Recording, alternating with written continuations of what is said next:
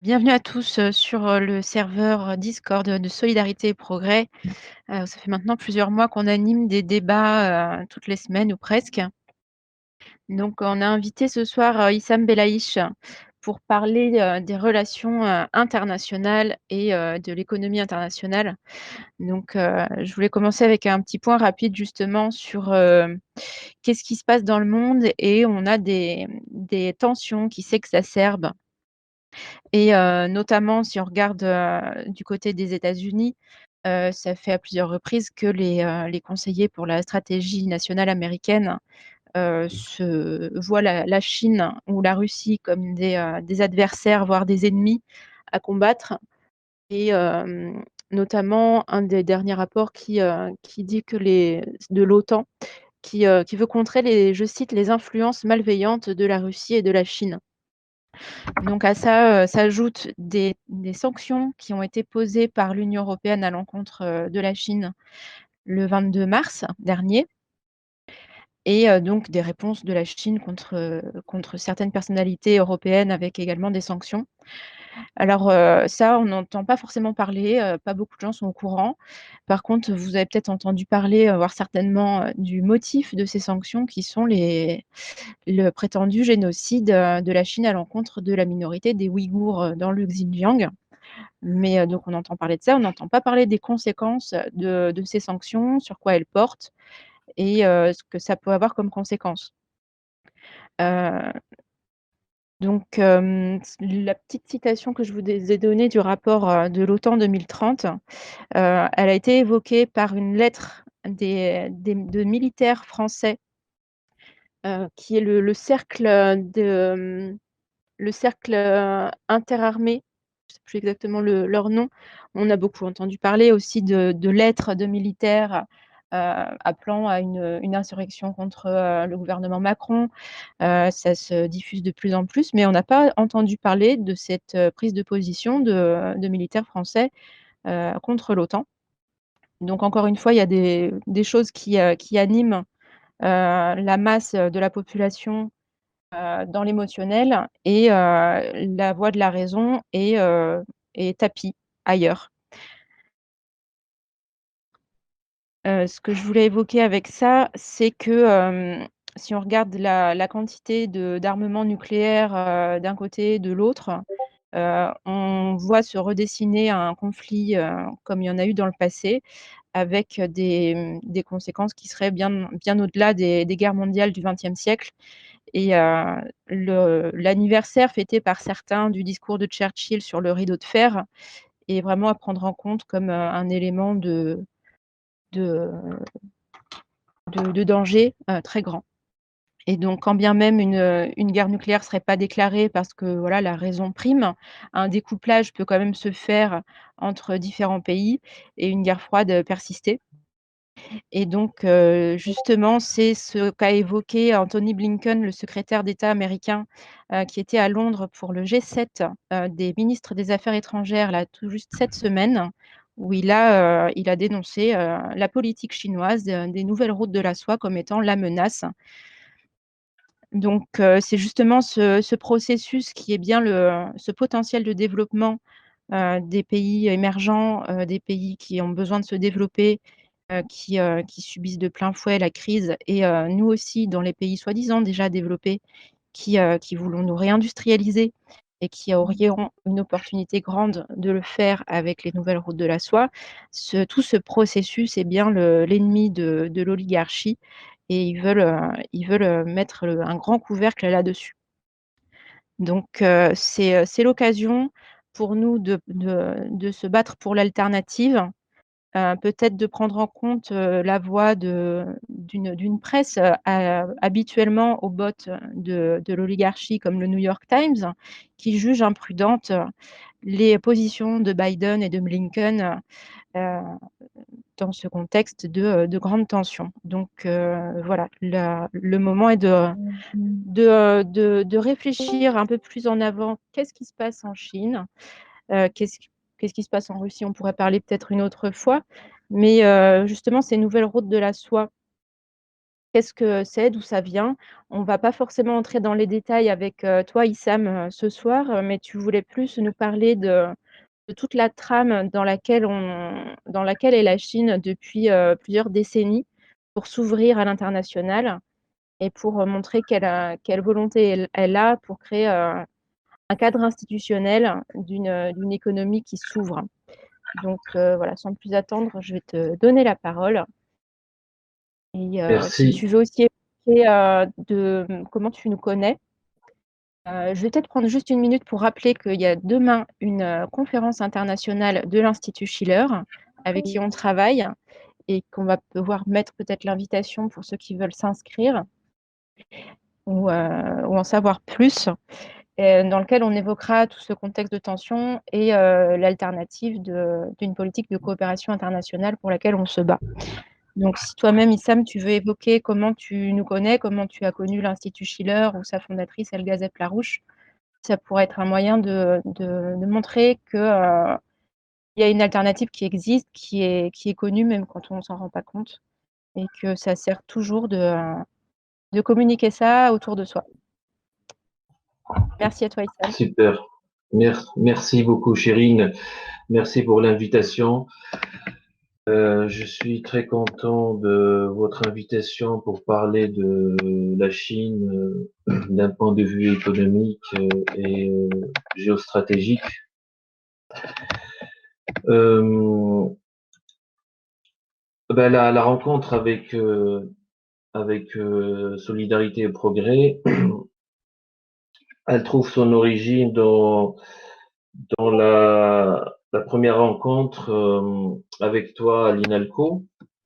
Donc, tu me parlais de la nouvelle route de la soie et c'était une très bonne surprise pour moi parce que c'était, ça faisait partie de mes sujets de recherche. Donc, c'est de cette façon que j'ai pris contact avec vous et développé ensemble des idées autour de l'économie chinoise au sens global. Voilà, donc ça c'est pour une première introduction. Donc aujourd'hui, euh, on va parler de la stratégie chinoise Going Global pour une internationalisation des entreprises. Donc, quand j'ai commencé à travailler sur la nouvelle route de la soie, euh, comme vous savez, la stratégie de la nouvelle route de la soie commence officiellement en 2013 à l'arrivée du président chinois Xi Jinping. Mais en creusant encore davantage pour comprendre d'où ça vient cette volonté de devenir un acteur économique majeur au niveau international, ben, j'ai trouvé que la Chine avait un programme après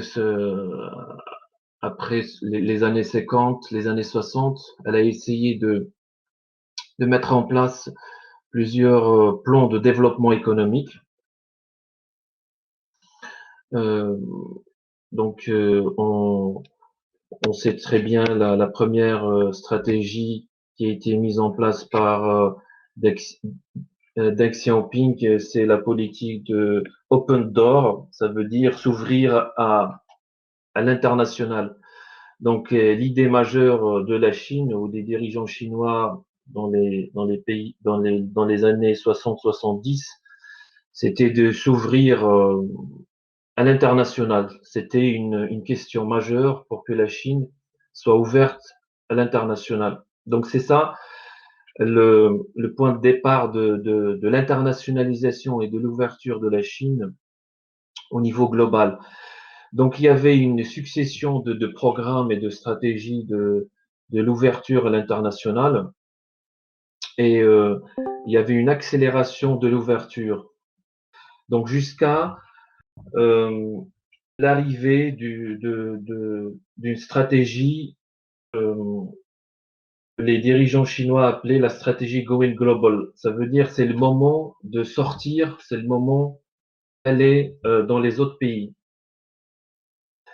Donc l'internationalisation des firmes chinoises est malheureusement sous-étudiée dans la littérature existante. Cela est probablement dû au fait que les investissements directs à l'étranger sont un phénomène relativement nouveau. Donc, et cela malgré l'augmentation significative des investissements directs à l'étranger de la Chine récemment.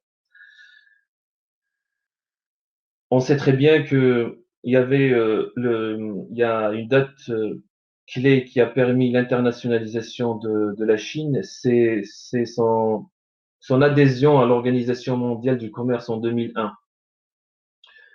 Donc a permis cette intégration a permis une croissance fulgurante, une croissance économique de la Chine euh, et son intégration dans l'économie mondiale. Donc, donc la question clé à laquelle je m'intéresse, c'est les firmes multinationales. Comment la Chine a misé sur l'internationalisation de ces entreprises pour en fait devenir un acteur international. Et pour cela, je me suis intéressé au cadre institutionnel. Ça veut dire comment euh, la Chine s'est organisée pour, euh, pour mieux euh, organiser son appareil étatique et mettre en place des administrations ou des institutions plutôt pour arriver à ces objectifs. Euh, donc en fait, le gouvernement chinois a joué un rôle très très important dans l'internationalisation de ces entreprises et cela selon trois phases majeures. Donc je vais les décrire de façon très bref. Donc la première phase étant caractérisée par le lancement de la politique des IDE. Donc comme j'ai dit tout à l'heure, en fait le, le, le gouvernement chinois a voulu vraiment s'ouvrir sur le marché international grâce aux IDE, au commerce international. Donc ça, c'était une volonté. La deuxième phase, en fait, c'était l'enregistrement du cadre institutionnel. Ça veut dire, elle a misé sur des institutions que je vais développer par la suite. Et la troisième phase, en fait, c'était avoir une stratégie globale. Ça veut dire devenir l'acteur numéro un au monde. Donc il y a trois phases. Que la première correspond à une date qu'on peut déterminer de 1979 à 1990. Donc l'État a joué un rôle clé dans le lancement des politiques d'investissement direct à l'étranger. Donc comme j'ai dit, euh, le Deng Xiaoping, donc l'ancien président de la Chine, a créé un conseil d'État qui a permis la création, enfin, inventer le concept de création d'entreprises à l'étranger. Donc, c'était la pierre angulaire pour entamer une stratégie d'internationalisation des entreprises. Donc, la deuxième phase, elle peut commencer de 1991 à 2000. Et comme j'ai dit, ça correspond à l'enrichissement de cadres institutionnels liés à la politique d'investissement direct à l'étranger. Donc, à cette période, le président Jiang Zemin euh, euh, a joué un rôle très important pour continuer en fait l'ouverture de la Chine à l'étranger et développer l'idée de l'internationalisation des entreprises à l'étranger. Et la troisième phase, c'est à partir de 2001 jusqu'à maintenant, et c'était marqué par la mise en place de la stratégie Going Global. Donc la stratégie de Going Global, on la retrouve dans la troisième phase, ça veut dire à partir de 2001 jusqu'à aujourd'hui. Donc, euh, donc, un des points fondamentaux que je voudrais développer avec vous, c'est le cadre institutionnel. Ce qui nous intéresse, c'est comment la Chine arrive-t-elle à développer euh, ses entreprises à l'étranger. Et en fait, euh, ce que les Chinois ou les dirigeants chinois appellent la voie chinoise. Donc on peut les caractérisé de la façon suivante. Donc, le premier organe décisionnel suprême en Chine qui est responsable de l'internationalisation des entreprises à l'étranger, c'est le Conseil d'État. Donc, c'est considéré comme le premier niveau. Ça veut dire il est responsable de la gestion globale du gouvernement chinois et des décisions importantes qui affectent l'économie. Et bien sûr, l'investissement direct à l'étranger. Donc, le deuxième niveau, on retrouve le ministère du Commerce. Et le- on, on le, on l'appelle le MOFCOM.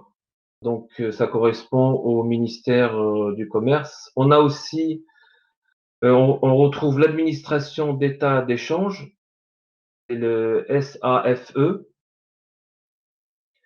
On a aussi la Commission nationale pour le développement et les réformes, c'est la NDRC. Donc ça, c'est le deuxième niveau. Et le troisième niveau, on retrouve en fait les ministères.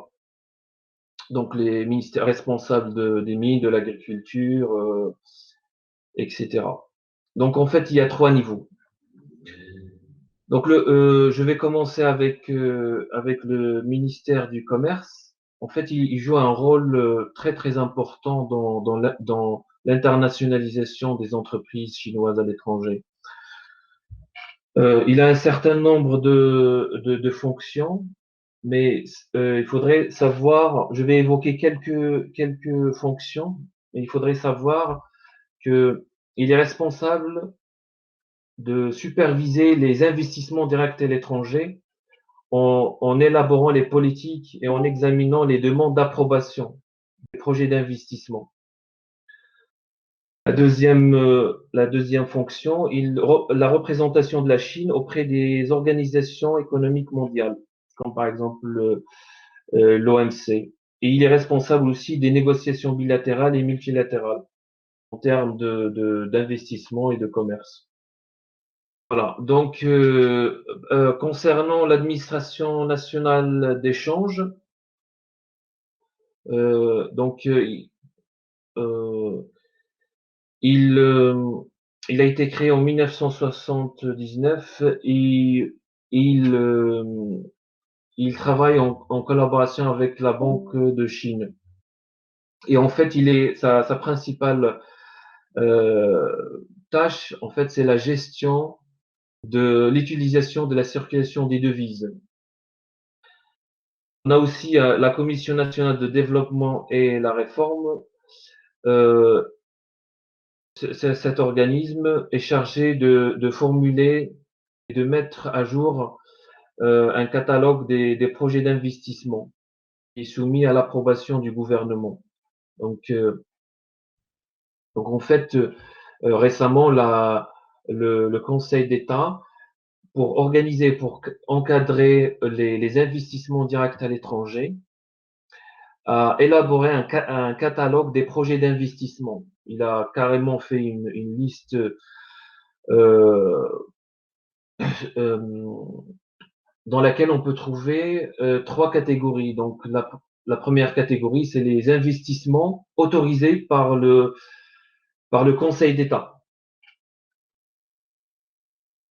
La deuxième catégorie, en fait, c'est euh, les projets qui sont découragés. Ça veut dire il faudrait passer par des approbations et des critères très stricts et très contraignants. Et puis la troisième catégorie, en fait, on trouve les projets qui sont carrément interdits. Les projets interdits, voilà, des investissements directs à l'étranger qui sont interdits. Et en fait, la Commission nationale de développement et de la réforme euh, élabore en collaboration avec le Conseil d'État cette liste de projets. Donc on peut vérifier facilement les listes sur le site internet de la Commission nationale de développement et de réforme. Il y a toute une liste et que les entreprises chinoises consultent régulièrement pour, euh, pour voir ce qui est permis, ce qui n'est pas permis d'investir à l'étranger. Donc, on arrive aussi, donc le troisième niveau est constitué par des ministères. Donc, on a les ministères les plus importants. On a le ministère des Finances. Donc, il a un certain nombre de tâches à faire et un rôle à jouer au niveau des IDE. Par exemple, je peux évoquer l'élaboration des stratégies, des politiques de développement pour les secteurs des finances et de la fiscalité. Donc, il est surtout responsable des politiques macroéconomiques, tout ce qui est lié à la balance des paiements, à la dette et à l'équilibre macroéconomique. Et aussi, on a le ministère des Affaires étrangères qui joue un rôle très important dans l'internationalisation des entreprises, surtout au niveau de la diplomatie. Mais il ne faut pas oublier aussi d'autres institutions qui jouent un rôle très très important aussi. Je peux évoquer la commission de supervision et de l'administration des biens de l'État. Euh, L'abréviation c'est SASAC, c'est SASAC. Donc elle est responsable en fait. Euh, elle représente le gouvernement chinois dans les entreprises d'État, hein, les fameux entreprises publiques. Donc elle est responsable de la gestion de ces entreprises. Donc elle a été créée en 2003 par le Conseil d'État. Donc l'objectif du SASAC en tant qu'investisseur est de faire en sorte que les sociétés d'État, d'entreprise, soient compétitifs et rentables. Donc, elle gère en quelque sorte les actifs de l'État chinois, bien sûr. Donc, à cela, on peut ajouter aussi les établissements financiers qui interviennent pour financer les projets, pour financer les entreprises qui veulent s'internationaliser. On peut évoquer les banques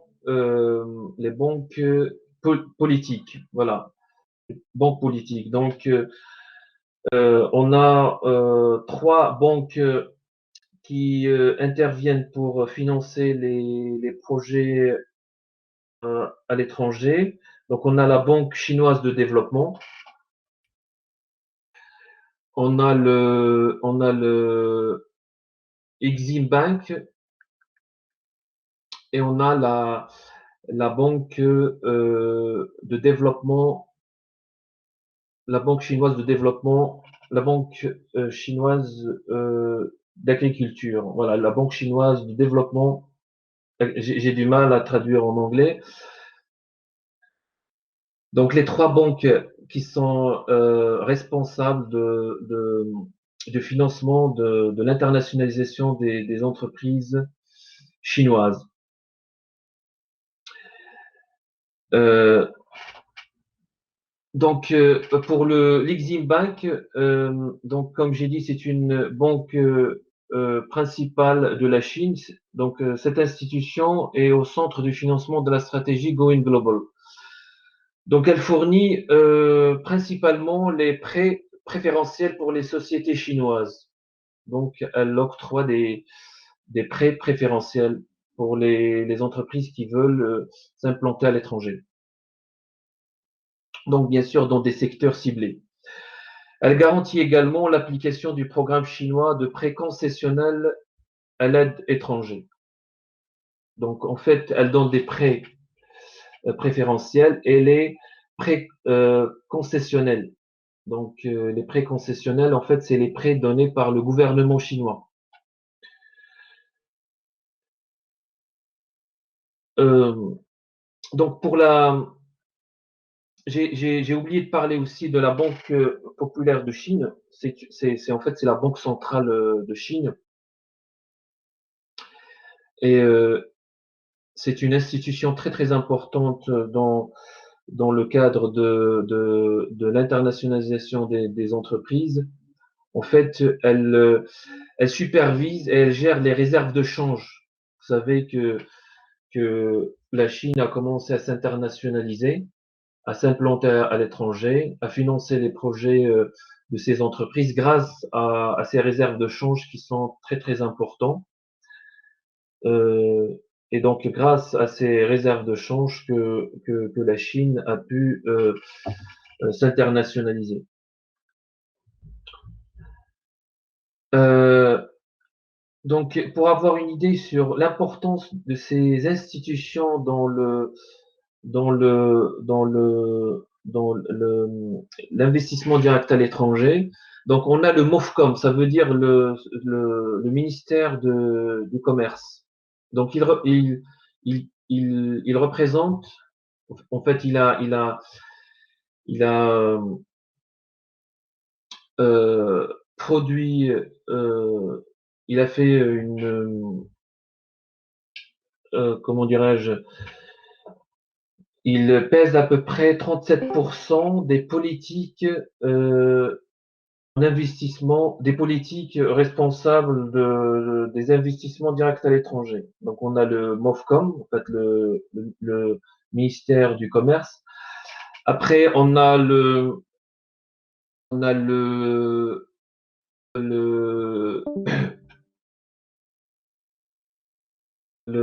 comment dirais-je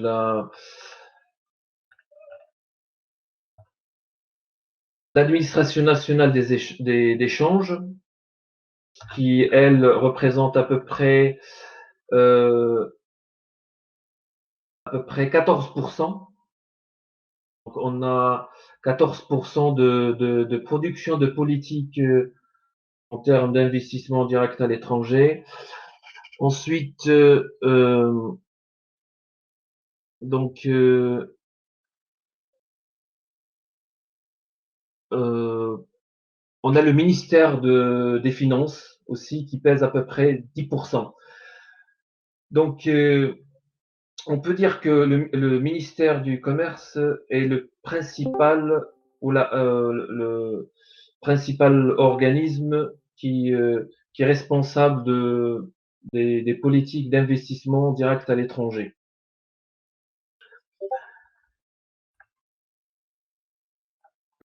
Donc, l'organisation et le cadre institutionnel de l'internationalisation des entreprises chinoises est très complexe et très très chargé. Euh, je ne pourrais en quelques minutes le résumer. Il y a beaucoup de choses à dire. sur les institutions, sur le cadre institutionnel de l'investissement direct à l'étranger. Voilà. Donc tout ça a donné des résultats bien sûr parce que la Chine est devenue le principal moteur des investissements directs étrangers. Euh, Ça représente à peu près 36% du total des IDE au niveau global, selon le Global Investment euh, Competitiveness Report de 2018. Donc, ce qui est très très important comme chiffre. Ce qu'on pourrait remarquer à travers une analyse de l'orientation de l'investissement ou de l'implantation des firmes multinationales chinoises, c'est que avant sa stratégie, en fait, la Chine, elle s'implantait dans les pays en développement, principalement d'Afrique et d'Asie. Euh, les entrepreneurs chinois cherchaient surtout l'accès aux ressources.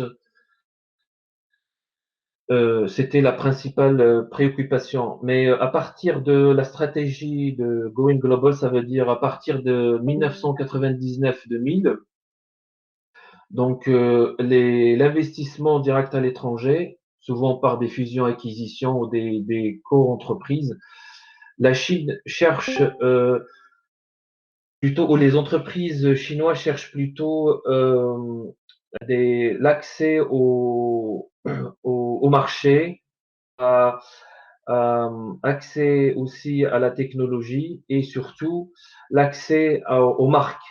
Donc la Chine, elle veut avoir des marques internationales.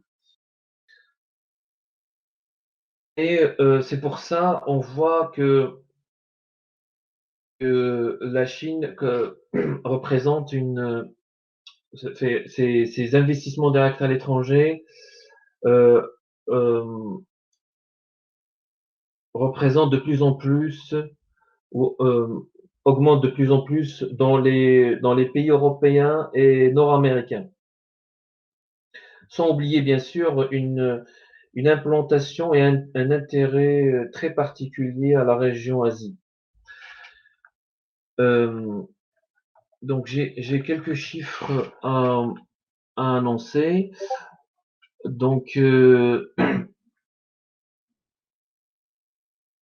donc en fait, si on s'intéresse à la période 2005-2012, donc l'investissement de la Chine est concernant par exemple l'Europe est axé sur l'énergie et la finance. Voilà. Donc l'investissement en énergie et finance représente à peu près 70% en Europe. En Amérique latine, un peu plus, on est à peu près à 80%. Donc pour l'Afrique, on a pour l'investissement en énergie et en ressources, on est à peu près à 80%. Donc, si vous voulez, euh, la Chine s'intéresse quand elle veut investir en Europe et en Amérique latine, elle s'intéresse plutôt tout ce qui est service, tout ce qui est, ça veut dire tout ce qui est finance, tout ce qui est assurance et tout ce qui est technologie. Bien sûr, pour avoir plus de technologie ou pour avoir surtout avoir accès au marché intérieur ou pour avoir aussi les marques internationales. Et tout cela, en fait, est, est réalisé grâce aux chaînes de valeur globales, parce qu'il faudrait savoir aussi, ça c'est une transformation très importante de l'internationalisation de la Chine. Avant, ça veut dire avant les années 90, euh, le principal canal du commerce et de l'investissement de la Chine, c'était les importations et exportations, où, où, où c'était par exemple les investissements directs à l'étranger. Mais récemment, elle passe souvent par les chaînes de valeur globale. Ça veut dire à travers les zones économiques spéciales. Donc, elle passe de à peu près 8% de, des chaînes de valeur globales, 8% dans les années 80, à peu près 50% dans la période 2006-2010. Donc ça, c'est un changement radical et très important dans le commerce et l'investissement étranger de la Chine, c'est de passer par les chaînes de valeur globales et surtout par les zones économiques spéciales. Est-ce que tu peux dire c'est quoi les chaînes de valeur globales, s'il te plaît? Donc les chaînes de valeur globales, c'est en fait c'est la fabrication des composants, divers composants dans différents pays. Ça veut dire que pour fabriquer un produit fini, admettons un smartphone, donc la Chine a pour plus de rentabilité bien sûr et réduction de coûts, elle a essayé d'instaurer des zones économiques spéciales. En fait, c'est des zones industrielles dans différentes régions du même pays ou euh, dans une région comme l'Asie. Parfois, c'est même au niveau mondial. Et donc, fabriquer des composants pour au final les réunir et fabriquer un produit final comme un smartphone. Voilà. Et donc, par rapport à ta question, il y a une, une, une transformation très, très importante par rapport aux chaînes de valeur globale. On remarque que on a remarqué qu'à partir des années 2000, ça veut dire à partir de la stratégie Going Global, la Chine est devenue en fait un acteur régional très très important qui ne rentre pas forcément en contact avec les autres acteurs régionaux. Donc avant les années 2000, on avait deux hubs, ce qu'on appelle les hubs, ça veut dire les acteurs régionaux importants de l'industrialisation. On avait les États-Unis qui travaillait avec le Mexique, en fait, surtout les pays qui sont à côté, l'ALENA, en fait, le Canada, le Mexique, etc. On avait aussi, on avait l'Europe, donc surtout, c'était l'industrialisation était concentrée aux alentours de l'Allemagne.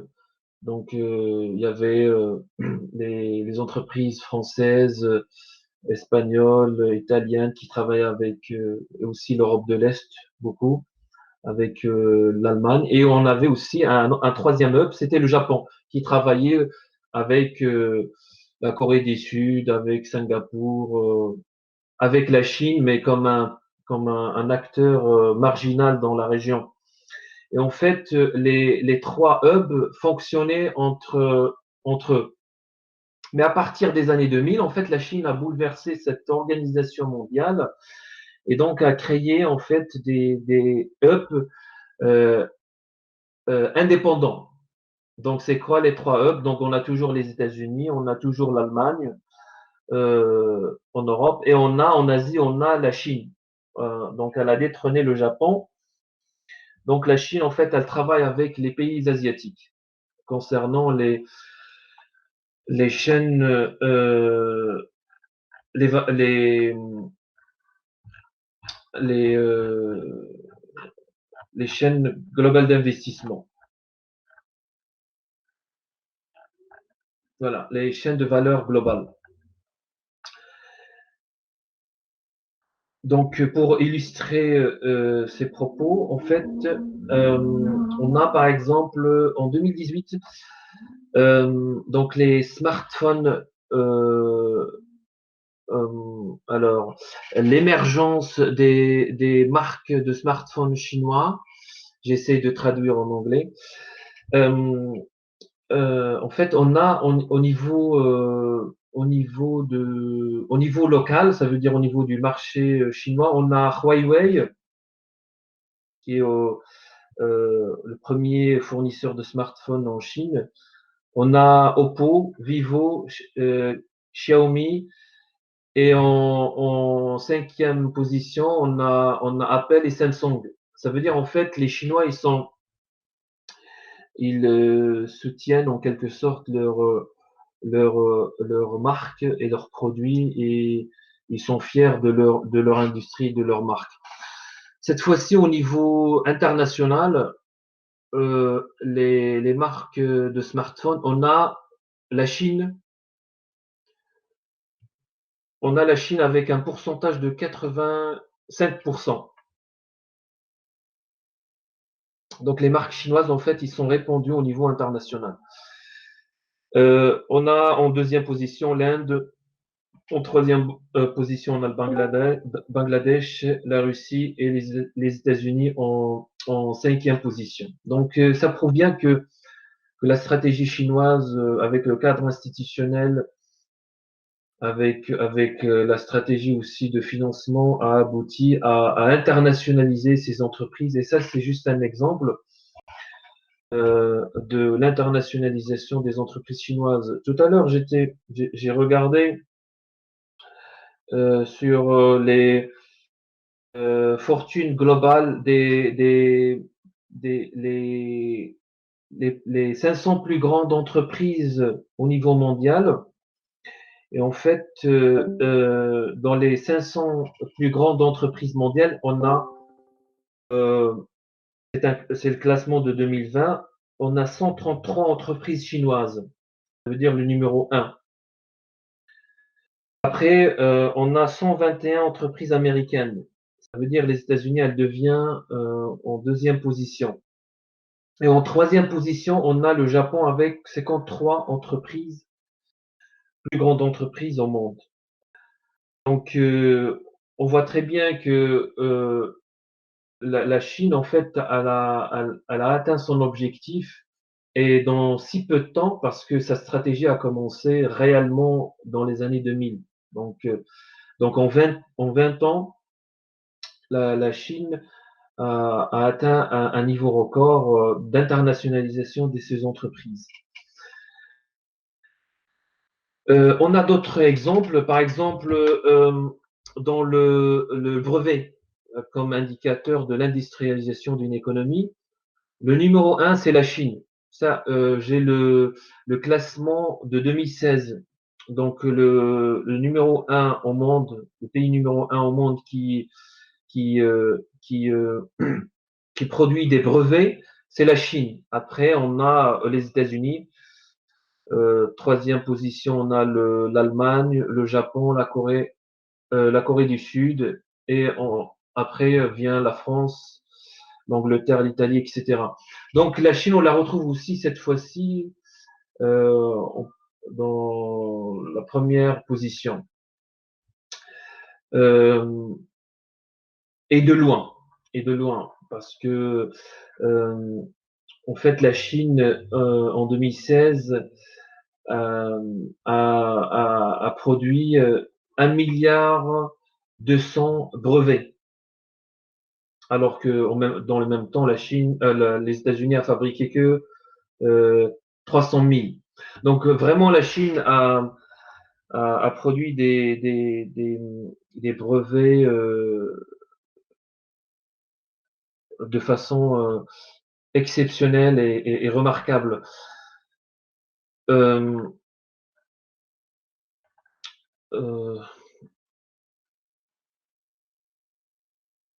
euh, une autre remarque très importante à propos de ça, Donc, on a aussi, par exemple, euh, la région qui a produit le nombre important de brevets, c'est l'Asie. De façon globale, c'est l'Asie avec une dominance chinoise. Donc, pour donner une idée, en fait, en 2006, l'Asie a produit à peu près 50%, 50% des brevets. Donc, les États-Unis, à peu près 19%, l'Europe, 3%. Voilà. En 2016, l'Asie, elle passe de 50 à 64. Donc, ça voulait dire que l'Asie développe en ce sens et a compris qu'en fait, l'avenir de l'économie, c'est les brevets, c'est l'industrie et c'est l'acquisition des parts de marché. En fait, et les États-Unis, elles passent de 26 à 20%. Donc, il y a une régression. L'Europe, elle passe de 18%, toujours de 2016, à 11% en 2016. Donc, il y a une régression. Donc, en fait, entre guillemets, les pays occidentaux, ça veut dire les États-Unis, l'Amérique du Nord avec l'Europe, on remarque une régression de la production des brevets. Alors qu'en Asie, il y a une amélioration très nette de la production des brevets. Voilà. Donc, donc euh,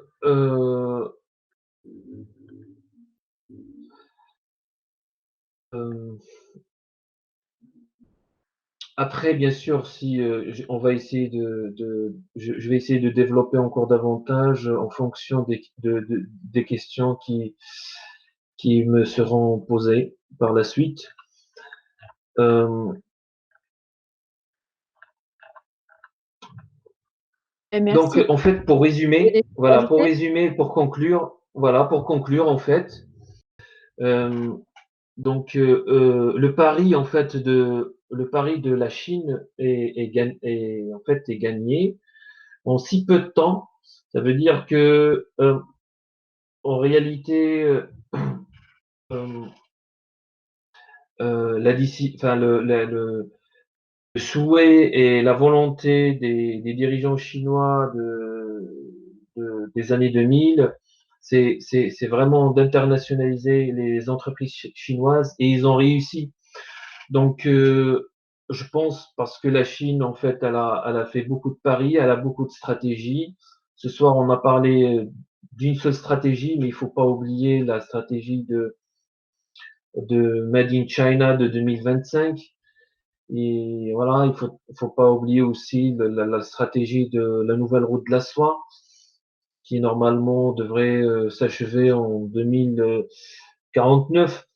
Donc, en fait, la Chine, elle détermine ou elle établit une stratégie à travers son cadre institutionnel, elle met les moyens et elle arrive coûte que coûte. Donc, il faut pas se faire de l'illusion que la Chine n'arrivera pas devenir un acteur principal dans les 5-10 années à venir. Et on le voit très bien avec cette stratégie qui a commencé dans les années 2000 et que elle a donné ses fruits aujourd'hui avec des entreprises qui sont les meilleures au monde dans, dans de nombreux domaines.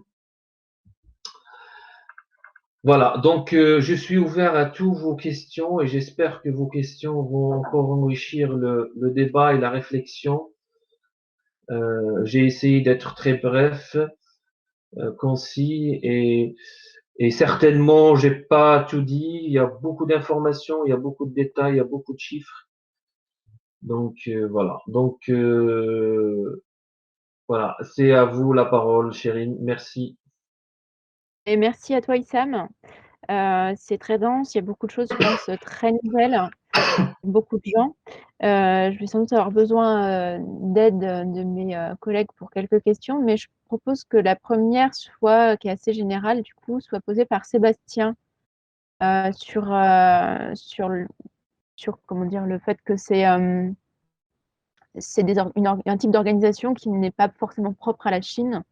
Est-ce que Sébastien, tu veux poser ta question? Oui, ma question, si c'était parce que j'en ai posé deux. Alors, la question qui concerne du coup les institutions chinoises, si c'est à celle-là que tu fais référence, Chérine, en fait, votre exposé m'a paru très clair, mais justement, cet exposé des entreprises, des institutions chinoises qui se chargent de la politique commerciale chinoise, elles me paraissent tout à fait comme n'importe quelle organisation du monde, c'est-à-dire que les autres pays ont aussi des institutions en charge de leur propre politique commerciale. Et je me demandais en quoi, du coup, les institutions chinoises sont vues de chez nous, de nos régions, comme une politique impérialiste. Enfin, en quoi leurs politiques à ces institutions sont vues comme des politiques impérialistes. Alors, juste peut-être avant la réponse, je vais relancer le bot d'enregistrement Issam, et après je te rends la parole. Comment? Je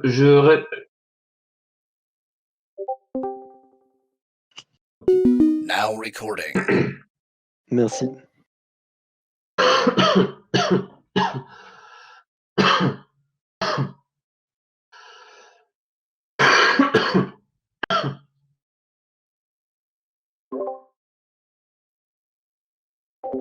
D'accord, ok. Donc, si j'ai bien compris la question, pourquoi les institutions chinoises sont vues comme comme impérialistes par rapport aux autres institutions des autres pays?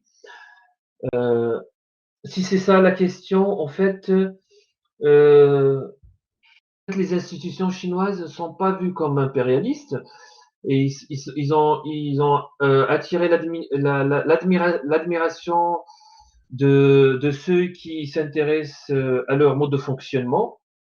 Donc, elle fonctionne très très bien, de façon très très efficace. Elle essaie de s'améliorer presque tous les jours, j'allais dire toutes les secondes.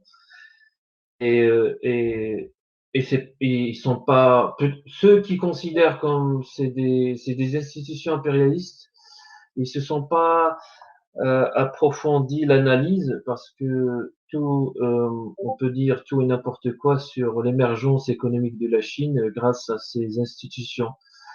Mais et un autre volet par rapport à l'impérialisme, en fait, les institutions chinoises, en fait, c'est des grandes institutions qui brassent des milliards et des milliards. On peut pas les comparer avec, par exemple, une institution en France, par exemple, le conseil de dépôt et de consignation comme instrument d'investissement public.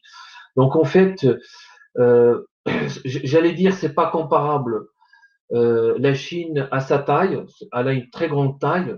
Parfois, elle peut se voir comme impérialiste, mais en fait, c'est juste sa taille. Elle est très grande et elle pèse au niveau international avec ses instruments, avec ses institutions, avec ses ambitions. En fait, voilà. Donc, ceux qui font cette interprétation, à mon sens, c'est faux parce que la Chine, c'est un très grand pays et il n'y a rien d'impérialisme dans sa politique. J'espère que j'ai répondu à la question qui est très simple. Oui, je vous remercie.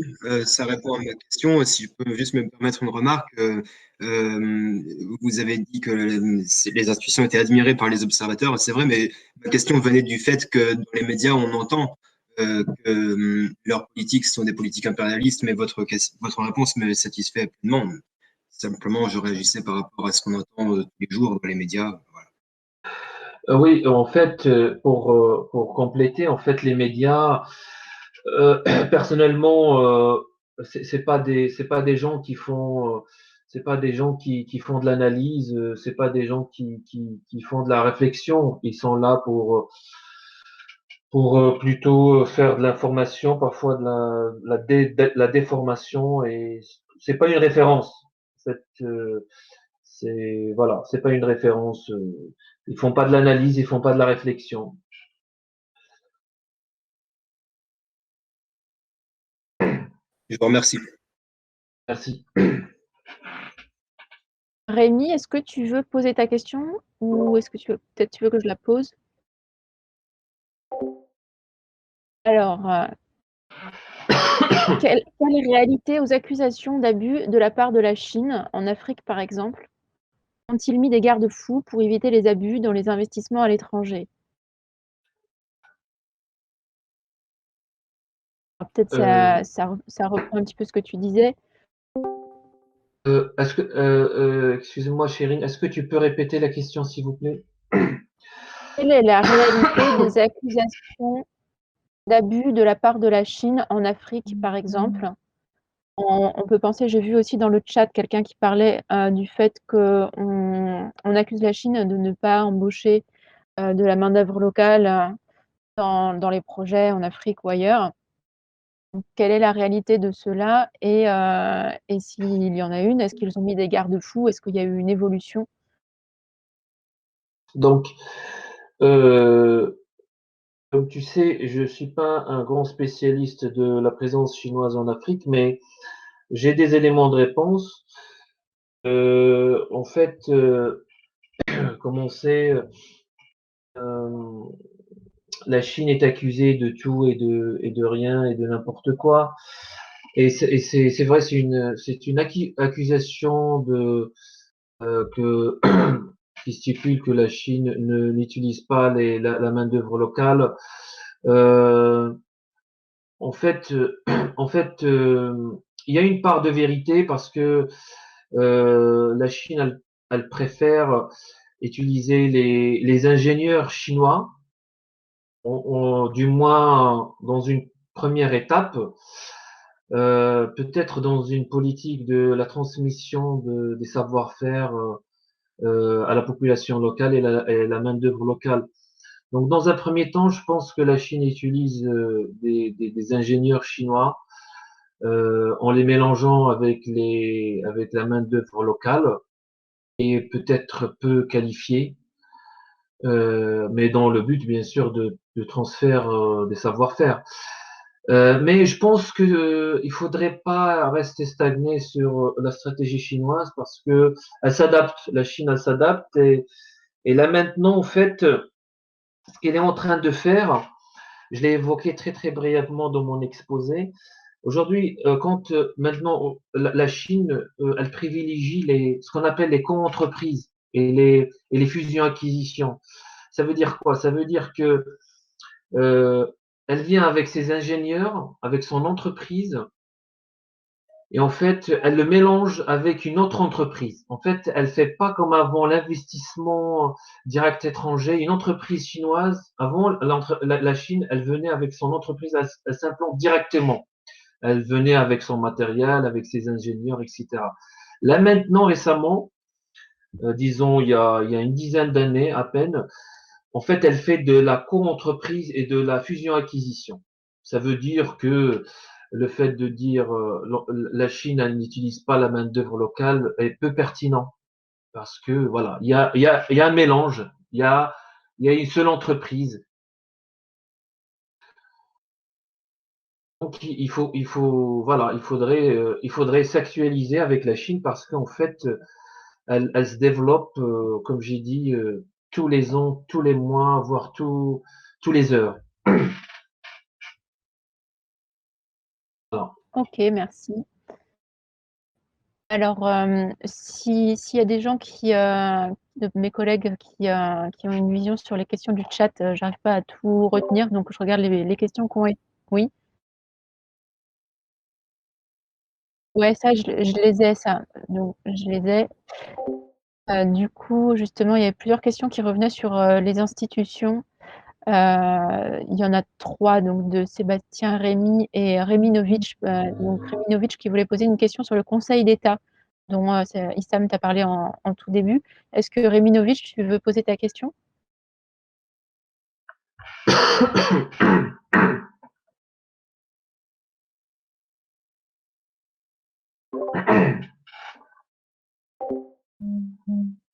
D'accord. Bah, tout simplement, le Conseil d'État dépend de qui et est composé de qui?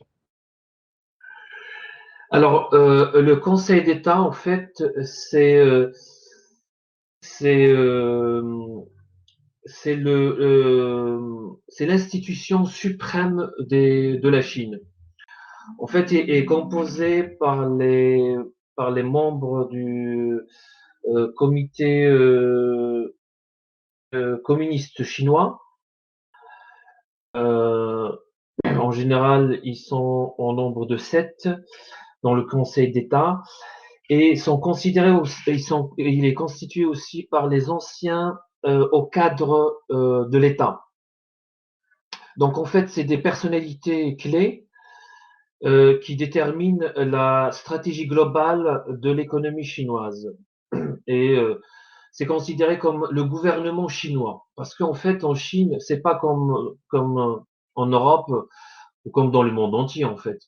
Quand on parle du gouvernement, on pense au président, au ministre, mais en Chine, en fait, l'institution qui définit les stratégies de l'économie chinoise, entre autres, c'est le Conseil d'État. Et il est composé principalement, comme j'ai dit, par les membres du Parti communiste chinois et les hauts fonctionnaires, anciens fonctionnaires étatiques. Mais en fait, le Conseil d'État a des conseillers à l'intérieur du Parti communiste chinois. Donc, si vous voulez, le Conseil d'État il travaille en étroite collaboration avec le Parti communiste chinois. Ça, c'est ce qu'on appelle le cadre institutionnel formel. Ensuite, en fait, il consulte les autres institutions qui jouent un rôle très important, comme je l'ai déjà dit, le ministère du Commerce et les autres. Donc, j'espère que j'ai répondu à la question. Justement, Réminovitch demandait c'est quoi la différence avec le comité central du Parti communiste chinois? Alors, il y a deux choses différentes. Donc, en fait, le Parti communiste chinois, c'est un parti politique euh, qui se concentre sur tout ce qui est la politique, etc. Pour faire en fait le distinguo, pour faire la distinction entre ce qui est politique et ce qui est stratégique, ça c'est une nuance très fine de, de, de l'appareil étatique chinois. Il y a en fait, il y a une fusion, si vous voulez, il y a une fusion. Les membres qui sont au Conseil d'État, ils sont dans le Parti communiste chinois. Donc, si il n'y a pas vraiment une distinction, il y a une fusion, il y a une fusion, sauf que pour que il y ait une interaction avec les membres du gouvernement, ça veut dire avec les autres ministères, avec les autres administrations, il y a ce qu'on appelle le Conseil d'État. Mais c'est les mêmes, c'est les personnalités clés dans le Parti communiste chinois. Donc en fait, en réalité, il n'y a pas de distinction. La distinction, elle existe que dans les étiquettes, dans la nomination. Donc voilà. Donc le Conseil d'État, il est composé de très peu de personnes, et c'est les mêmes qu'on trouve dans le parti central du Parti communiste chinois. Ils sont au nombre de 7 à peu près. Ok, je pense que Donc ça. si tu veux en réalité, donc si tu veux en réalité, si on veut vulgariser un peu les propos, celui qui détermine la stratégie économique chinoise, en fait, c'est le Parti communiste chinois. Voilà. Et il y a rien de tabou, il y a rien de malveillant à ce que le Parti communiste chinois détermine les stratégies économiques en Chine. Ok, je pense que ça doit répondre pas mal à la question de Reminovitch. Je voyais une autre question sur les institutions qui est celle de Sébastien encore. Elle est très courte, je peux la poser sans doute. La Banque asiatique d'investissement dans les infrastructures, la BAII, a-t-elle un lien avec la politique internationale chinoise? Bien sûr, mais encore une fois, parce qu'en fait, il y a beaucoup d'institutions en Chine et en fait, la Chine ou le Conseil d'État en fait a fait une classification de ces institutions pour qu'il n'y a pas des chauffogements ou de donc il a déterminé, comme j'ai dit dans mon exposé, le policy bank, ça veut dire les banques politiques qui qui financent les projets des Chinois, voilà, des entreprises chinoises. Et après, bien sûr, il a créé d'autres banques internationales, mais cette fois-ci pour les banques étrangères des autres pays. Donc, donc, donc il y a une grande différence. Le Policy Bank, c'est pour les Chinois et les autres institutions financières internationales, c'est pour les autres pays. C'est pour les autres pays, pour les autres entreprises étrangères. Voilà. D'accord. Est-ce qu'il y a une relation entre les deux? Certainement, parce que il y a une seule institution qui gère ça, c'est le Conseil d'État. Donc, bien sûr, il y a une coordination, mais au niveau de l'application et au niveau de l'investissement direct à l'étranger, il y a une très grande distinction. D'accord. J'espère avoir répondu à la question. Sébastien, est-ce que tu as quelque chose à ajouter? Non, non, c'est très clair. Je vous remercie beaucoup. Merci. Alors, je voyais encore une petite question de Rémi sur les institutions. Tu as évoqué le fait qu'il y a plusieurs types d'investissements directs à l'étranger et dont certains sont interdits. Quels sont le genre d'investissements qui sont interdits? Alors là, ça fait, on peut facilement les retrouver sur le site de la commission sur comment dirais-je, la Commission nationale pour le développement et les réformes, la NDRC. Ils sont publics et ils sont actualisés après chaque réunion.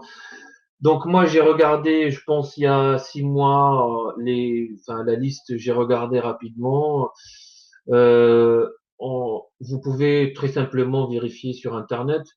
Ben, elle est très restreinte cette liste. Euh, c'est- j'ai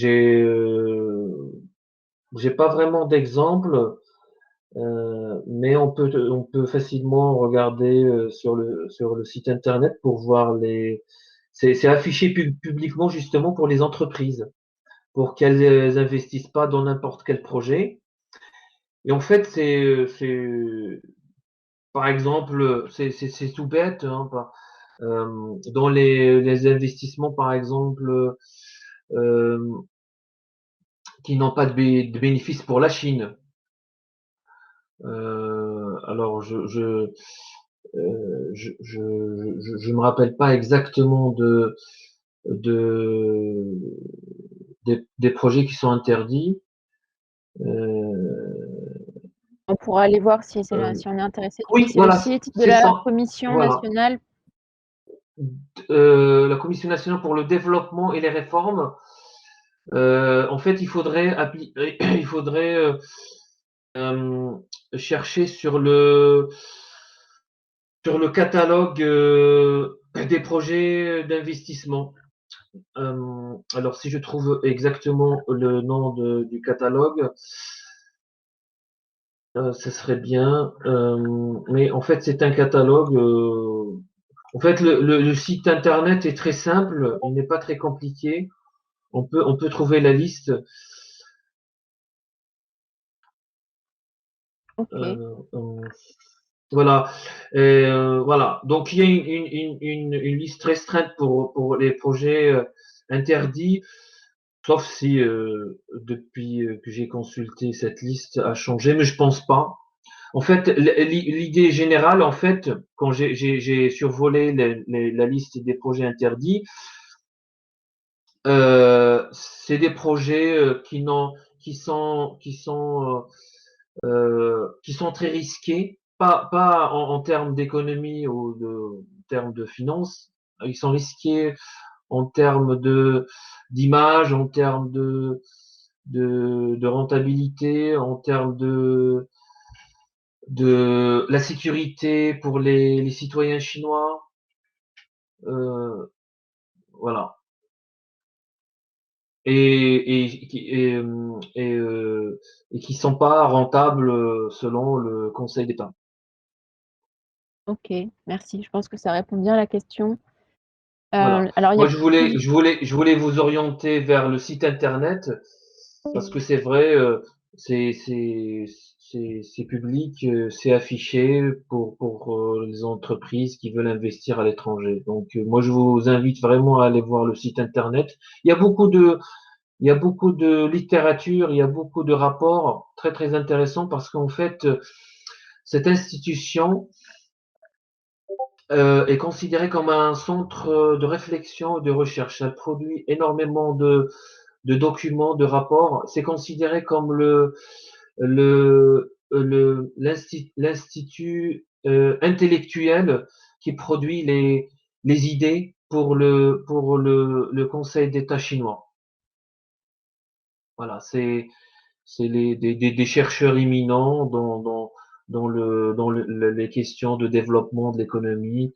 Et c'est vraiment une base que je conseille à toute personne qui veulent savoir vraiment le développement économique de la Chine et ne pas, voilà, ça c'est une vraie référence par contre.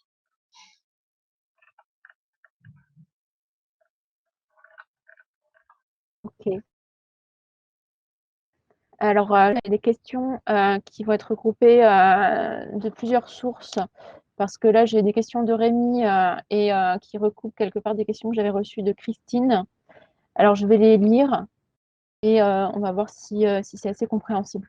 Alors, Rémi demande, on entend beaucoup parler des milliardaires chinois. Quelle réalité a ces déclarations selon lesquelles la Chine prend le même chemin que l'Occident affairiste? Et d'ailleurs, la Chine prend-elle des mesures contre les paradis fiscaux? Point d'interrogation. Et j'avais reçu une question de Christine qui dit la guerre est déclarée par Xi Jinping aux géants du digital chinois, à commencer par Jack Ma, mais il y en a d'autres aussi. On pourrait contraster cela à notre ultralibéralisme. La Chine aime les nouvelles technologies, mais les combat quand elles se retournent contre le peuple. Est-ce que ça t'évoque des choses? Est-ce que tu as un petit peu des connaissances à ce sujet? Ben, par rapport aux milliardaires chinois, c'est tout à fait normal parce que les entreprises chinoises fleurissent en fait au niveau national et international. Donc c'est tout à fait normal que on assiste à une multiplication des milliardaires chinois. C'est tout à fait normal, ça. Hein. Ça, c'est quelque chose de très évident pour moi. D'autant plus que la classe moyenne chinoise a augmenté. Hein. Là, on est à peu près à 250 millions de personnes qui constituent la classe chinoise, la classe moyenne chinoise. Et on a aussi à peu près 1% ou 2% de la population chinoise qui est millionnaire et milliardaire. Donc ça, c'est en fait une tendance tout à fait normale du développement économique chinois. S'agissant de l'attaque de Jack Ma, le patron de Alibaba, en fait, il faudrait savoir que, comme je l'ai dit, en fait, en fait, l'institution clé dans la gestion des entreprises internationales, des firmes multinationales, euh, et par conséquent les milliardaires, ça veut dire leur PDG.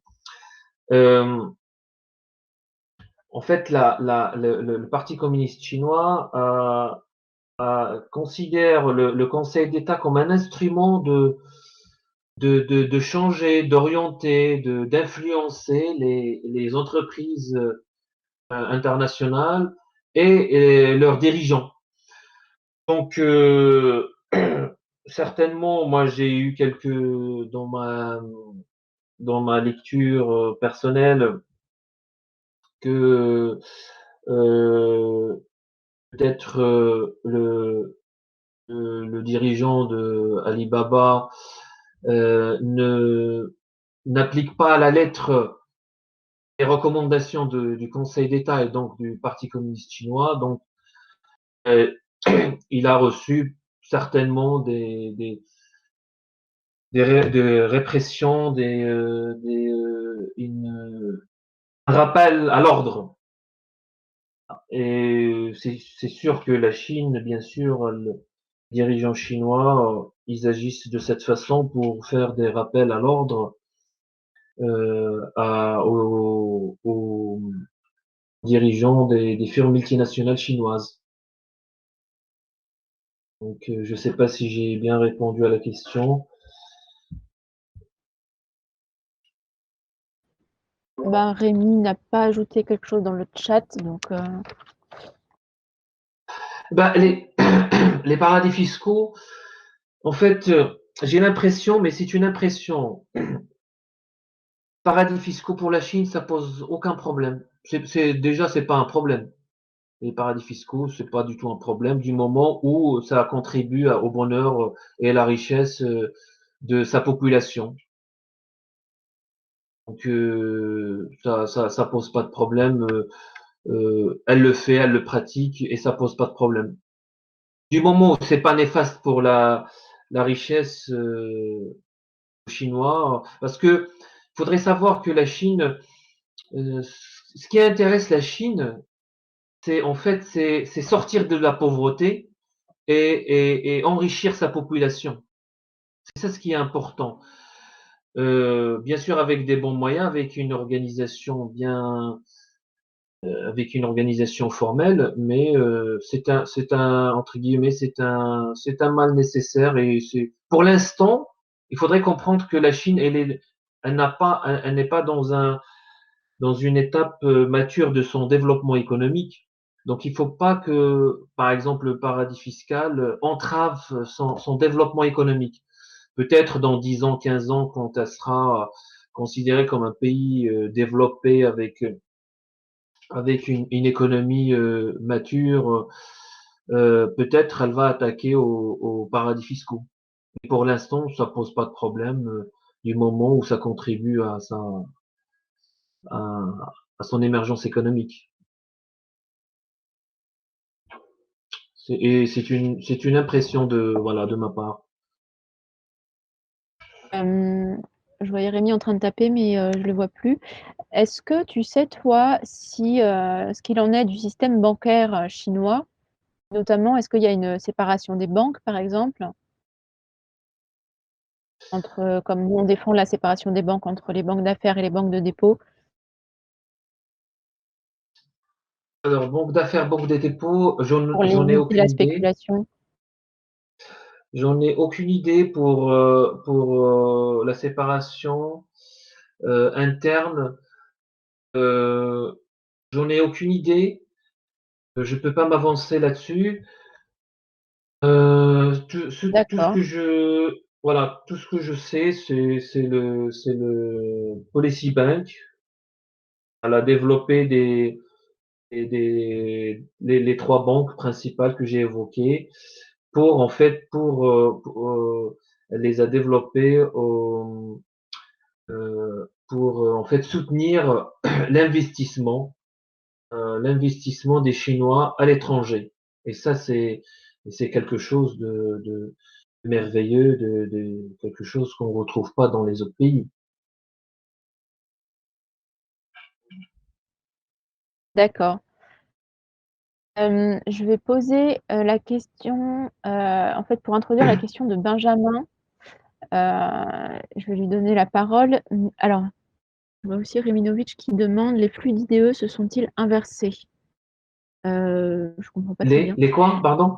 Non, je comprends pas très bien la question de Reminovitch s'il veut un. Direct à l'étranger, est-ce qu'on a un retournement ou est-ce que ça continue à être en net favorable à la Chine?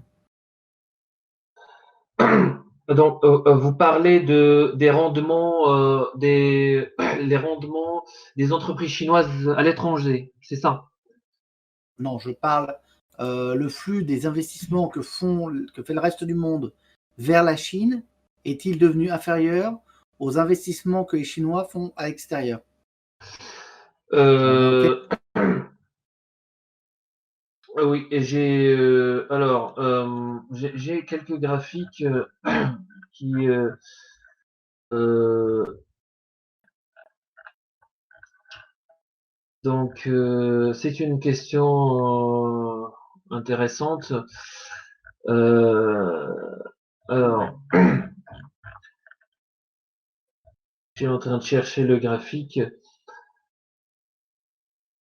Donc,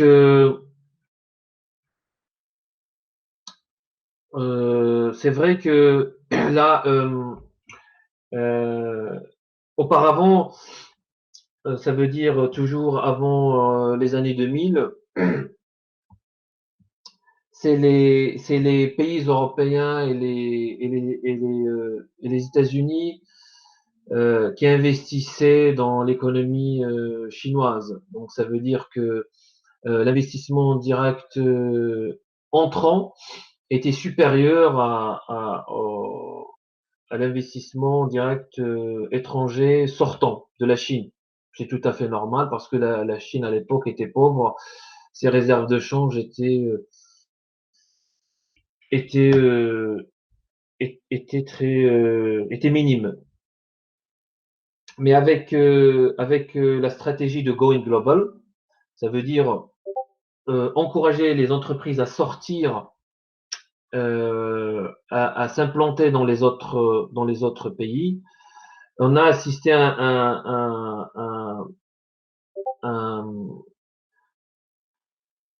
à une situation inverse. Ça veut dire que la Chine a investi, elle a un solde positif d'investissement.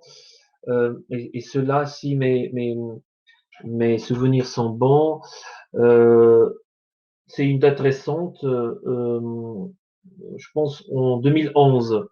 Je pense à partir de 2011, la Chine est devenue un exportateur net de capital.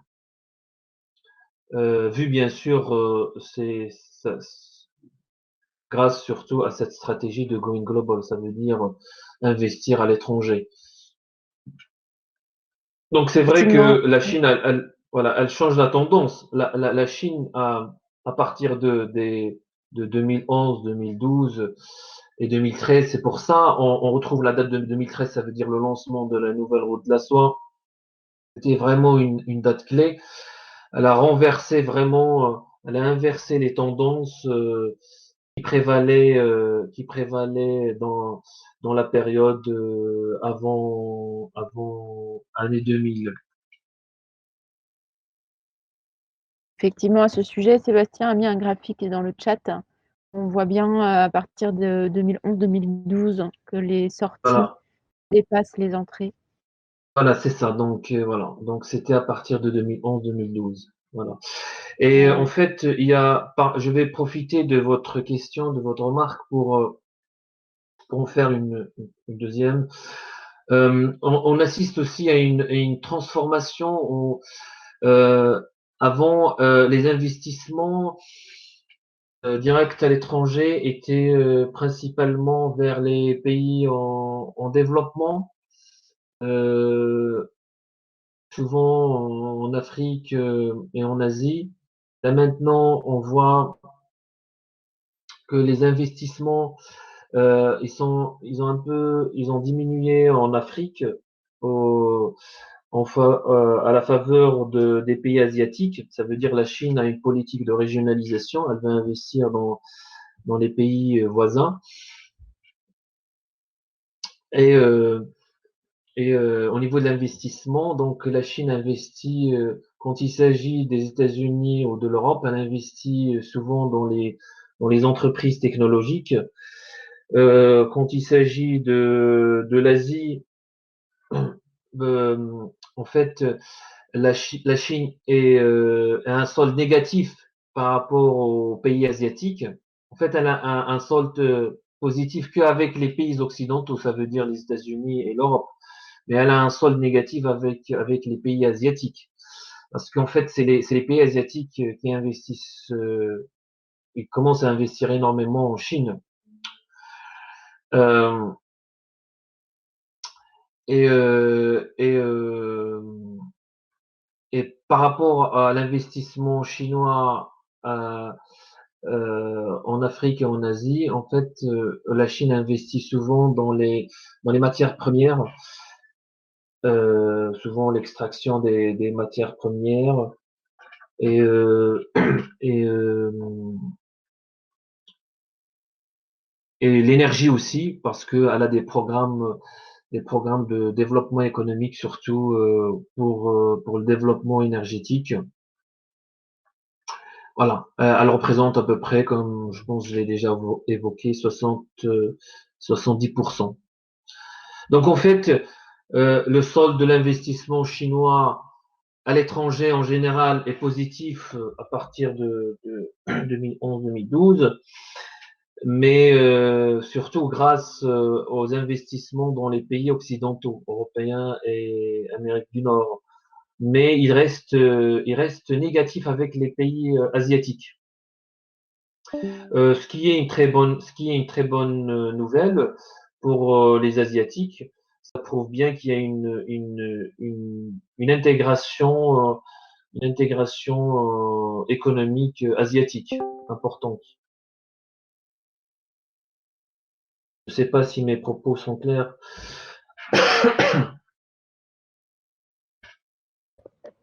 Là, j'étais en train de prendre des notes sur d'autres questions. Donc, j'avoue que je n'ai pas tout suivi dans les détails. Les gens que ça intéressait peut-être pourront le dire dans le chat. Mais je voulais peut-être poser deux questions pour terminer. Après, on pourra passer dans les salons. Je pense qu'on peut rester encore 10 ou 15 minutes. Et pour ceux qui veulent, on pourra aller dans les salons.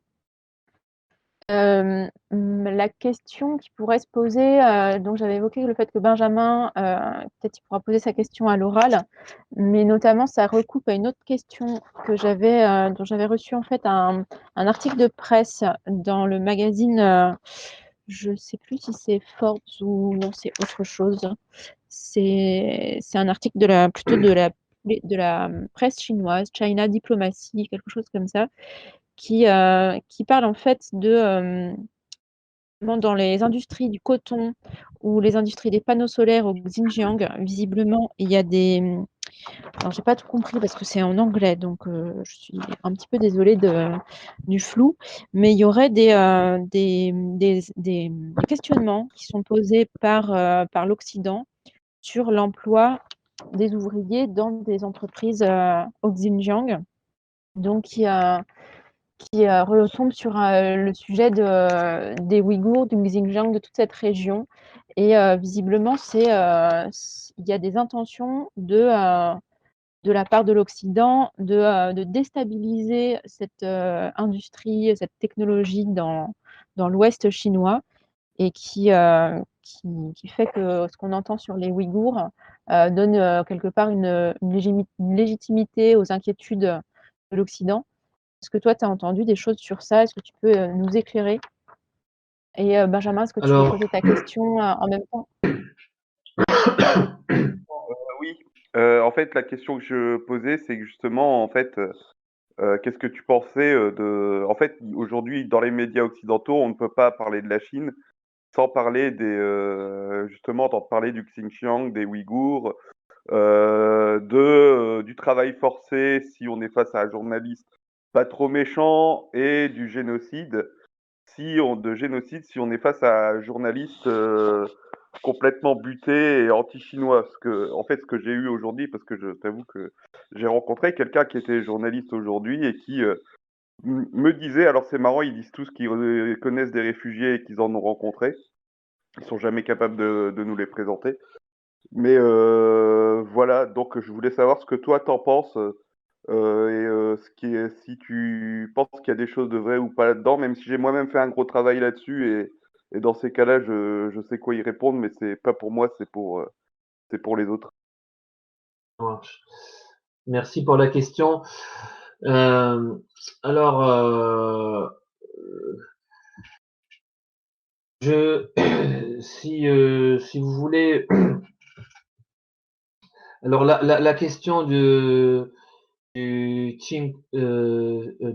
l'ouest de la Chine, le Xinjiang,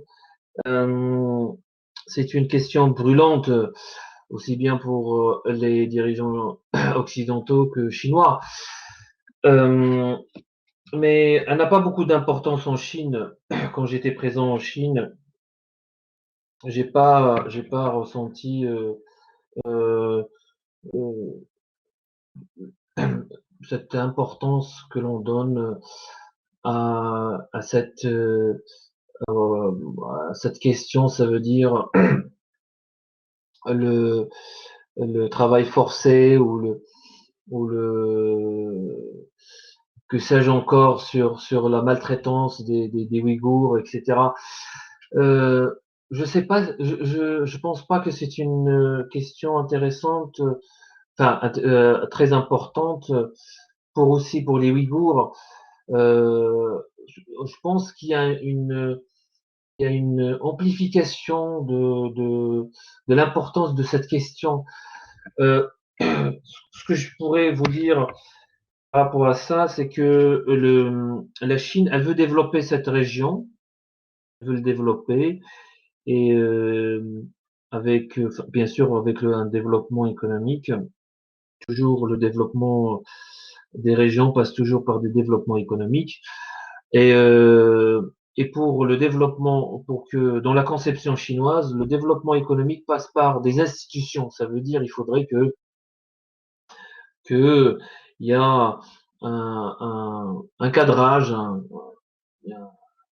encadrement des institutions sur place euh, par la si je peux me permettre, l'intégration de cette population dans le projet ou dans les projets chinois développés par Pékin. Donc, peut-être il y a une part de vérité ou peut-être il y a une différence de perception entre ce qu'on peut voir, nous, ici, depuis l'Occident, comme une répression ou une oppression de la population des Ouïghours, alors que pour les Chinois, en fait, c'est un processus tout à fait normal pour permettre à cette population, qui n'est pas bien sûr, qui est turcophone, qui est plus intégrée avec l'Ouzbékistan, le Kazakhstan, etc., que avec la Chine, parce que la Chine, rappelons-le, la majorité des Han. Ça veut dire à 80 à 90%, c'est des Han. Donc en fait, le souhait et l'objectif de la Chine, des dirigeants chinois, c'est d'intégrer cette région aux projets nationaux. Donc pour moi, en tant qu'observateur des politiques chinoises, me paraît tout à fait normal et il y a un cadrage, il y a une inspection entre guillemets, il y a une intégration de cette région dans les projets nationaux. Donc et effectivement, il y a beaucoup d'entreprises qui s'implantent dans cette région. Euh, Tu l'as évoqué, Chérine, il y a les panneaux solaires photovoltaïques, il y a des, il y a des usines aussi de tissus. On parle même des usines d'automobiles parce que en fait, la Chine elle veut faire de cette région une zone économique spéciale intégrée avec le Kazakhstan, avec l'Ouzbékistan, etc. Ça va être le en fait, le vrai départ de la nouvelle route de la soie qui va traverser tout l'Asie centrale en arrivant à l'Europe. Donc cette région revêt vraiment un intérêt particulier aux yeux des dirigeants chinois. Donc je pense pas que, en aucun cas, les dirigeants chinois veulent décimer cette population. Je pense bien au contraire. Ils veulent les développer en suivant la voie chinoise, par contre. Parce que, voilà, il y a une voie chinoise, il y a une voie à respecter, il y a des institutions. C'est pour ça que j'ai mis l'accent beaucoup sur les institutions. Il y a beaucoup de choses à dire. Il faudrait que ça passe par des institutions, par une stratégie centralisée. Euh, Voilà. Donc, mais en aucun cas, c'est une question amplifiée peut-être par les médias ou parfois utilisée comme ultimatum par les dirigeants occidentaux pour négocier avec la Chine, surtout quand il s'agit de commerce ou d'investissement. Donc ça, on atterrit sur la sphère géopolitique et géostratégique. Mais complètement. Et je vais juste alimenter un petit peu le moulin de cette réalité-là de déstabilisation. Je vais me permettre de citer 2 passages qu'on a pris sur notre site dans la chronique stratégique Solidarité et Progrès, Le monde en devenir, donc un article du 29 mars dernier. La Chine garde son sang-froid face au tsunami de mensonges, où on cite Lawrence Wilkerson, qui est un ex-chef de cabinet de l'ancien secrétaire d'État Colin Powell aux États-Unis, qui affirmait que l'un des objectifs de la présence américaine en Afghanistan était de contenir la Chine. Il avait dit ça dans une vidéo il y a 3 ans, qui a été diffusée par la porte-parole du ministère chinois des Affaires étrangères, là, juste après les sanctions de l'Union européenne contre la Chine.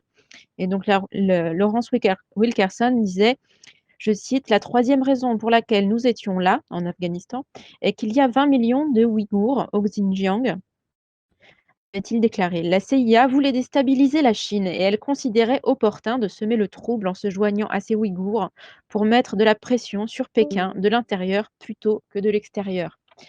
Et une deuxième citation qui va répondre à la question de Rémi, où en est le conflit économique entre l'Ouest et la Chine.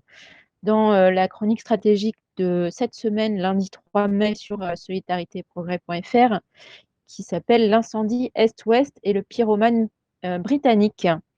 Et là, on parle de l'actuelle directrice du renseignement national américain, Avril Haines, qui a dit le 29 avril dernier que les États-Unis prennent ouvertement la défense de Taïwan contre la Chine continentale en cas d'invasion de l'île par l'armée chinoise. Je cite Avril Haines: «Notre point de vue, si les États-Unis sortaient de l'ambiguïté stratégique quant à leur volonté d'intervenir en cas d'urgence à Taïwan, les Chinois en seraient déstabilisés».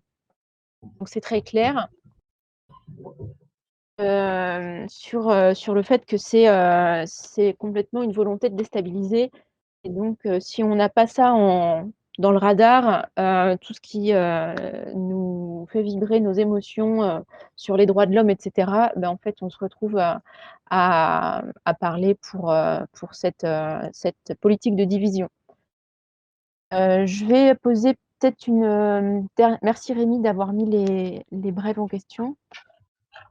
Peut-être poser une dernière question. Puis après, ceux qui veulent pourront aller dans les salons. Si Sam, toi aussi, tu veux poursuivre la soirée en étant plus dans le dialogue avec tout un chacun. Oui, Donc moi, avec plaisir, j'aurais une question personnelle, en fait, qui concerne du coup ce qu'on doit en tirer. Quoi en retenir pour l'Union européenne, pour la France? Est-ce que ce que tu nous décris de ce cadre institutionnel peut être un modèle pour nous? Et si oui, qu'est-ce qui nous empêche de faire ce même type d'évolution, de croissance fulgurante? Et est-ce que c'est possible, si on en avait les moyens? Est-ce que, une croissance aussi, si on y arrive en France, en Europe, en Occident, est-ce que ce serait compatible avec, une forte croissance de la Chine? Ou est-ce que ça provoquerait, des conflits? Est-ce que les craintes des néoconservateurs, de tout poil sont fondées, en fait? Ou est-ce qu'il y a une vision de l'économie qui permettrait qu'il y ait une croissance pour tous? Merci pour ta question. Ta question est fondamentale. Et ça relève en fait, de l'économie de développement. En fait, j'ai envie de dire, il faudrait pas prendre le modèle chinois. Il faudrait plutôt prendre la méthode chinoise. Parce que même quand la Chine s'est posé la question sur comment se développer, elle était consciente de ne pas reprendre le modèle occidental. Elle le revendique jusqu'à maintenant, puisqu'elle parle de la voie chinoise. Euh, donc, elle a appris quelque chose du modèle occidental. Elle l'a développé à sa façon. C'est pour ça aujourd'hui, les dirigeants chinois, ils parlent toujours de développement à la chinoise, de développement économique à la chinoise. Ça veut dire quoi? Ça veut dire essayer de réfléchir qu'est-ce qui pourrait être compatible avec notre économie locale qui nous permet de se développer. Donc en fait, il faudrait pas. En fait, la Chine est contre de la duplication des modèles économiques.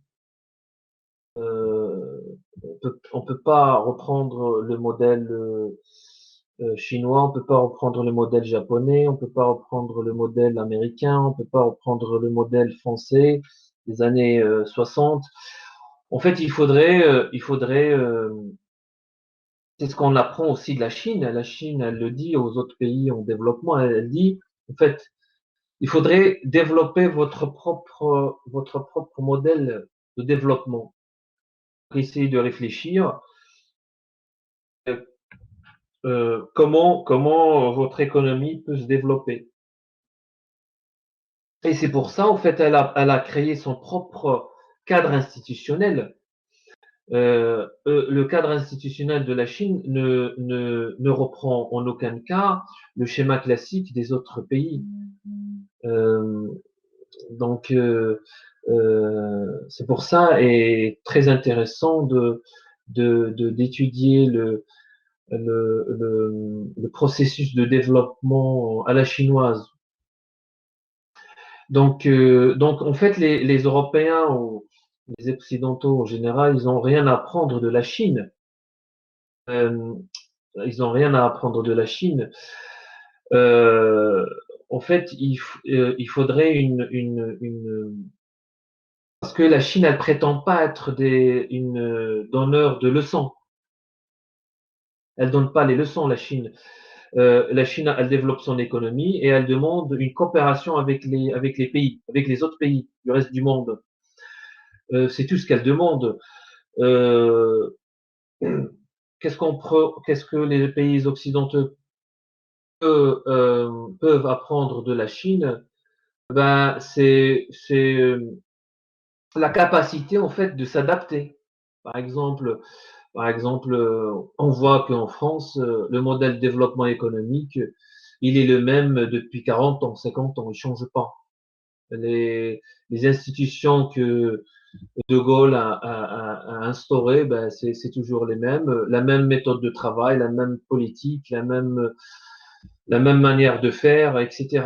Et ce que nous apprend la Chine, c'est qu'il faudrait les remettre en cause régulièrement afin de les améliorer. Et c'est en fait c'est ça qu'on peut apprendre de la Chine.